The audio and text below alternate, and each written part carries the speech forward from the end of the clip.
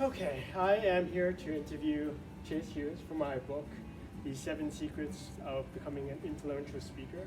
So I wanted to find out his background, and I've taken a class with you in London before at the Churchill War Memorial Museum. Yeah, it was fun. It was awesome. It was awesome. And today you actually spoke about influence as well. So I'd like to maybe have you talk a little bit about your experience with influence and maybe some tips that you could give to people that want to become influential speakers. Sure.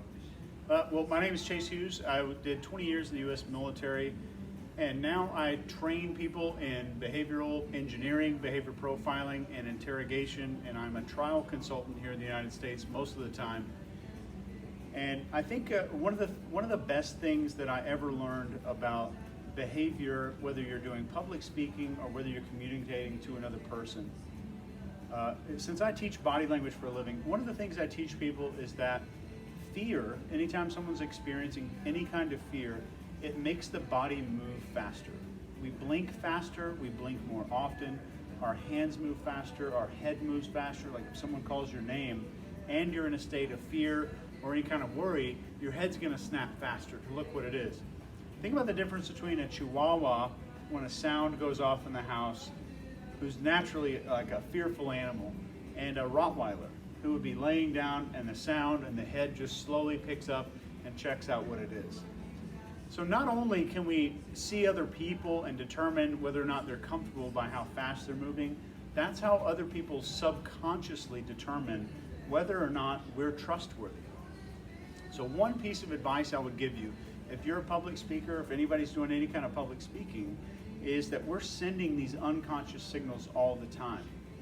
And fear makes us move faster. So if you're a public speaker, you have to remember this one phrase here, that slowness creates trust.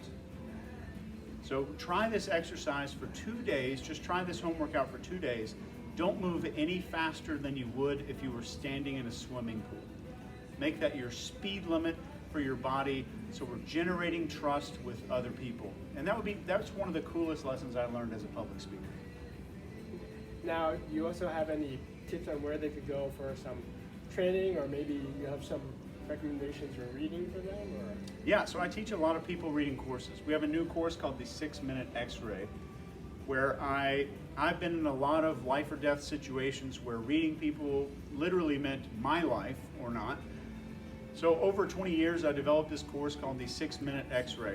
Not a course, a program. And it's designed to allow people to profile another human being all the way down to fears, weaknesses, insecurities, and things like that, which are important for us to understand, not from a point of feeling superior to anybody, because we're all screwed up equally. Everybody's screwed up. But we need to understand a person on a more empathetic level. And in 6 minutes or less, I needed to be able to do that. So I created this system so we could replicate this with other intelligence agencies and the other types of people that I train, like law firms who need to swing a jury or convince someone that someone's innocent or somebody's guilty. But that body language training is so vital, because not only are we seeing it in other people, we're learning the type of message that we're communicating. If we're communicating from the stage, or if we're one-on-one, I'm giving therapy to someone, or I'm in sales or negotiation, that's the vital part. And if we're doing public speaking, we become a good public speaker because of practice. And it's not practice on stage, it's practice in our daily lives. And the one thing I've told my kids since they've grown up is whether or not you grow up to be a loser or a winner, they're both because of practice.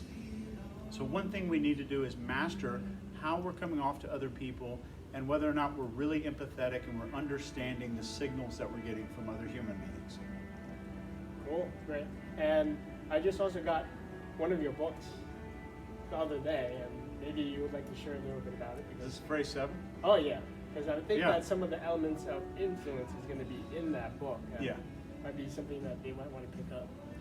Yeah, so phrase 7 is a new novel that I have just come out with. It's my first work of fiction to come out, and it is on Amazon now. The audiobook should be out very soon, and we're in mid-August right now.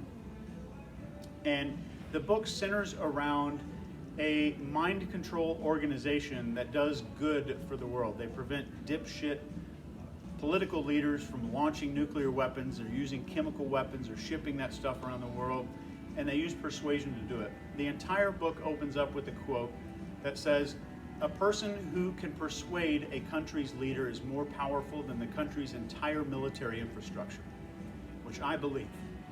So the organization sets out, and some of their manipulation techniques get released, which you actually get a chance to look at and view in the book. And the bad guy wants to use this thing on social media to make some kind of catastrophe happen, and we've got to stop it.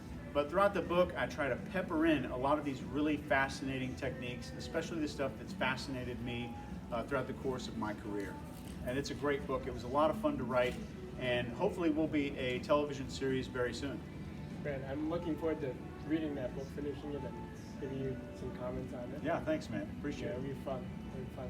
And I'd like to also thank the audience for tuning in, because this is going to be posted later, and thank my guest here for being able to spend some time after the conference to be able to sit here for a couple minutes and share with us about influence. Yeah, my pleasure. Yep. Thank you. Yep. Thanks, man. Appreciate it. Yeah.